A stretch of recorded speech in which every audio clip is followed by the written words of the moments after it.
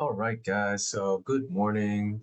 Garrett's show is gonna start in like less than 30 minutes. So on if you guys have been keeping up with his updates on YouTube or on verifiedinvesting.com, feel free to check it out. But anyways, I just wanted to go over the VIX with you guys here real quick. So as you guys can see, every time the VIX went between 18 to 26% below the 200 simple moving average here, we get a bounce. So what that tells us is people are becoming complacent, people are becoming greedy, people think nothing is ever gonna stop the markets from going up. Therefore, people are becoming reckless. People are probably going all in on a position. Basically they don't care. They think there's no risk at all in the markets, and that is a problem. Whenever the crowd or most of investors and traders are feeling that way, you want to be cautious.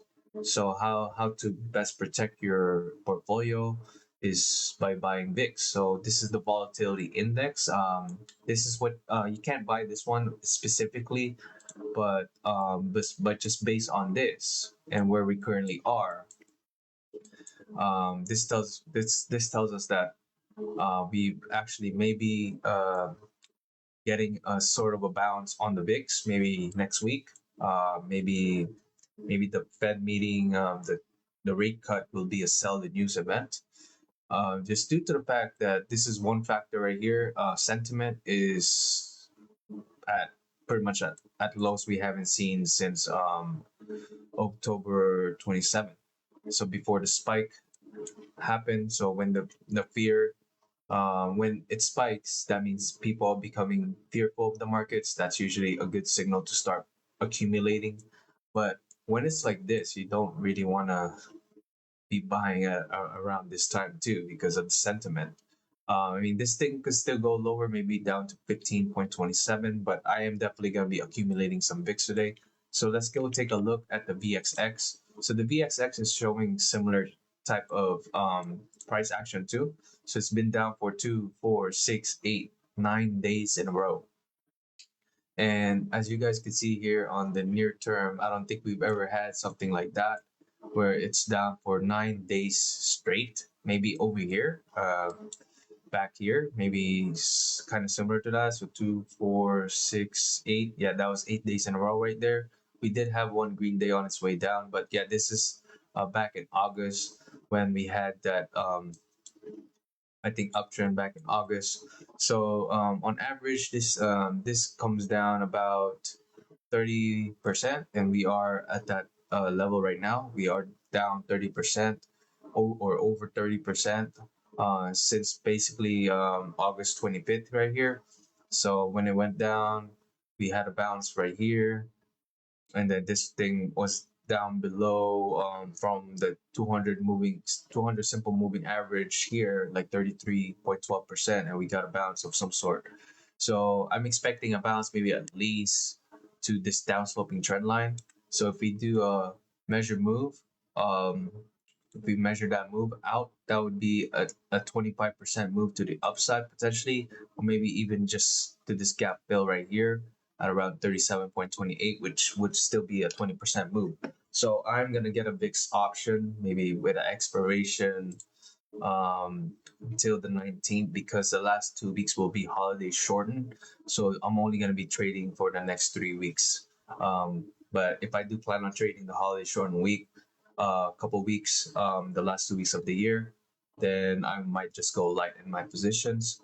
Okay, so that's one factor right there, and then the other factor is the fact that pretty much indices are approaching or is pretty much at a resistance where it broke down from. As you guys can see, it broke down here. This is the Dow indices futures.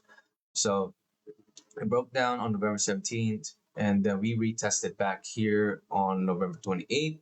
Got a almost 1% pullback from that, and then we retested it here again, second hit on December 3, got a pullback the following day, and we are now starting to retest that again. So if this were to keep going higher, I could see it going to 48,184. If we could break above that, then we're going to new all-time high of 48,729. Um, and then the Russell 2000 indices here, futures. This thing could go to as high as 25.53. As you guys can see, connects the high here from October 27 before the drawdown. So if we could break through that, then it's going to new all-time high around 25.68. The Nasdaq futures is also starting to come down here from this trend line. This trend line is the one that goes back since May 22nd of this year. And as you guys can see, it's hit it first time there, second time here, third time here, fourth time, fifth time, sixth time. So the sixth time it hit it, it broke. We got a retest right here on December 2, and we're kind of just chopping sideways around this trend line. So if it breaks out, the next level would be 26,040, followed by this upper end of this downsloping parallel channel would be around 26,176. And if we could break above that, then it's going to new all-time high at around 26,596. And then the ES futures, this is the S&P 500 futures, the indices, one of the indices. So it's kind of trading around this downsloping trend line. It's pulling back already. There's a little bit of level right here above this red candle right here. So around 69, 68.90, and then followed by 69.19 and 69.38. If we can break above that, then we're going to new all-time high at around 69.91, or maybe even the 7,000 even number. So the dollar is kind of staying above this trend line right here. It may be forming a bear flag. So if it chops sideways into next week, then we could be going lower on the dollar, potentially to around 98.15. The US 10-year yield is still continuing to go higher. We may actually touch 4.148% today. And if we could break above that, we're going to 4.252%. And if we could break above that, there's a 200 simple moving average of 4.252%, followed by this downsloping trend line at 4.357%. And let's take a look at silver. Silver is up again today. I think my limit order was triggered, so it's trying to get back above this trend line, this upsloping trend line that goes back since November 20th. And as you guys can see, it's just been on a parabolic run. And then this is the 30th right here, broke, retested here, and it looks like it's trying to get back above there today.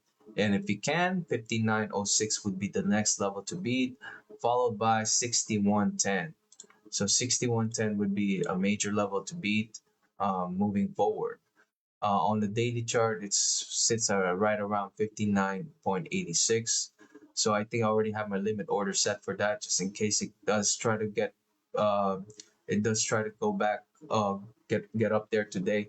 And then gold is looks like it's breaking out again. So there is a level right here at 42.57, followed by 42.72. If we could beat those levels, there'll be 43.02, followed by 43.30. And then if we could break above those levels, there will be some levels at around previous all-time high, double top, at around, let me see here, this is going to be around 43.82. And if we could break above that, the measure move target is around 44.88. And then there's going to be major technical level at around 45.36 for gold. So those are the levels for gold right now. And then US oil looks like it's starting to break out here. So the target would be the 200 simple moving average right here at around 63.70. And then Bitcoin is continuing to go lower, guys.